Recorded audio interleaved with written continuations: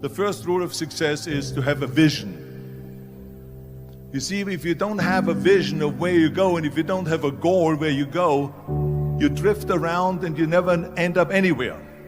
It's like you can have the best ship in the world, you can have the best airplane in the world. If the pilot or the captain doesn't know where to go, it would just drift around. It would not end up anywhere, or most likely in the wrong place. So I was very fortunate that I stumbled onto my vision. I mean, as you know, I was born in 1947 in Austria after the Second World War. And I didn't really like Austria when I grew up. I couldn't wait to get out of there. I couldn't see myself becoming a farmer or a worker in a factory or anything like that. Even though my parents wanted me to stay there and have a normal life. My father wanted me to become a police officer like he was. My mother wanted me just to stay there and marry a girl with the name of Heidi, hopefully, and have a bunch of kids and run around like the Van Trapp family in The Sound of Music. But that was their vision, not mine. My vision was totally different. I felt that I was born for something special, for something unique, for something big. You know how great it felt that I knew where I was going? Imagine the majority of people don't know where they're going. When you have a goal, when you have a vision, everything becomes easy. Because remember that in America, for instance, when you study, you will see the percentage of people that like their jobs. 74% hate their job in America. Now, this is not much different when you come to Europe. The majority of people don't like what they're doing because they're really not doing it because they didn't have a goal and they followed this goal. They just aimlessly drift around, and then all of a sudden there's a job opening, so they get that job because you have to work. But then when you work, it's a chore. It's work. It's not fun. So if you think about, only a quarter of the people really enjoy what they're doing in life. That is unbelievable if you think about it. So I felt so blessed that I knew what I was doing. It's like a medical student that studies and knows he wants to become a doctor. You know where to go. So I knew where to go.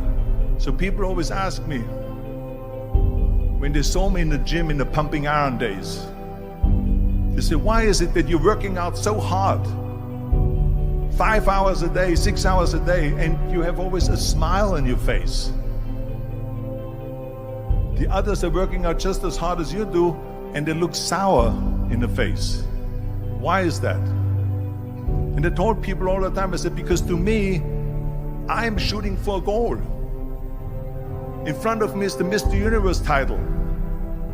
So every rep that I do gets me closer to accomplishing that goal, to make this goal, this vision turn into reality. Every single set that I do, every repetition, every weight that I lift will get me a step closer to turn this goal into reality. So I couldn't wait to do another 500-pound squat. I couldn't wait to do another 500-pound bench press. I couldn't wait to do another 2,000 reps of sit-ups. I couldn't wait for the next exercise, for the next half hour of posing and all the kind of things that you have to do to be a champion. And with the age of 20, I went to London and I won the Mr. Universe contest as the youngest Mr. Universe ever. And it was because I had a goal.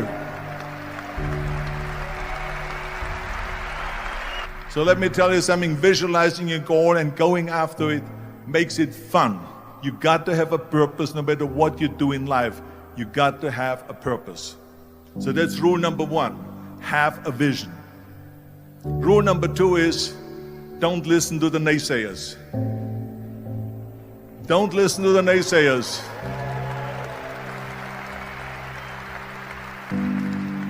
Everything I ever did, the thing that I heard out of people's mouth was, that's impossible.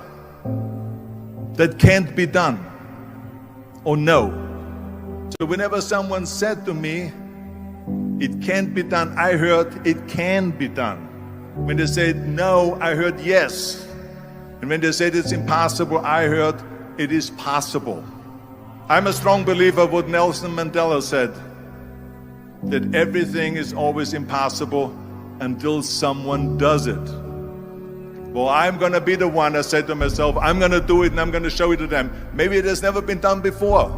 That's perfectly fine with me. But I'm going to do it. And I did not listen to the naysayers. The next thing, the third point that I'm going to make to you is, before we sit down with Jürgen and talk about the rest of the three, is work your ass off. There is no magic pill. There is no magic out there. You cannot get around. You have to work and work and work. And it drives me crazy when people say that they don't have enough time to go to the gym for 45 minutes a day and work out, or to do something for 45 minutes to an hour a day to improve, if it is physically improve or if it is mentally to improve.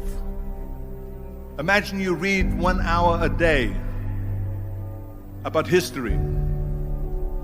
How much you will learn after 365 hours in 1 year. Think about if you study about the history of musicians, of composers, how much you would know. Imagine if you would work on a business, on some business that you want to develop every day for an hour. Imagine how further along you will go and get.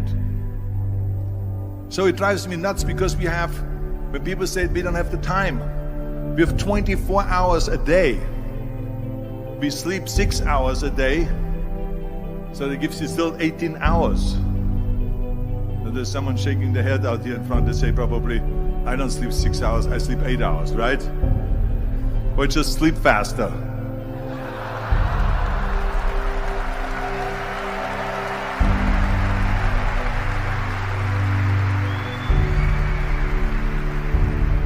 So we have 18 hours a day. The average person works around 8 to 10 hours. So let's assume it's 10 hours, so we have 8 hours left. Then you travel around an hour a day, maybe 2 hours a day. So now you have still 6 hours left. So what do you do with these 6 hours? What do you do with these 6 hours? Then we eat a little bit, then we schmooze a little bit, talk a little bit to people and all that stuff. But you can see how much time there is available if you organize your day. So you got to work hard. I mean, let me tell you something. When I went to America, I went to college. I went and worked out 5 hours a day. And I was working on construction. Because in those days in bodybuilding, there was no money. I didn't have the money for food supplements or anything. So I had to go to work. So I worked on construction. I went to college. I worked out in the gym, and at night from 8 o'clock at night to 12 midnight, I went to acting class 4 times a week. So I did all of that. There was not one single minute that I wasted. I became very friendly with Muhammad Ali in the 70s. And Muhammad Ali worked his butt off. And I saw it firsthand. And I remember that there was a sports writer that was there in the gym when he was working out and he was doing sit-ups. And they asked him, how many sit-ups do you do? And he said, I don't start counting until it hurts. Now think about that. He doesn't start counting his sit-ups until he feels pain. That's when he starts counting. That is working hard. And so you can't get around the hard work. It doesn't matter who it is. As a matter of fact, I believe what Ted Turner said, work like hell and advertise.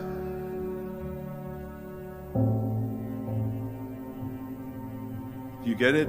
Work like hell, go to bed, and early to rise, work like hell and advertise.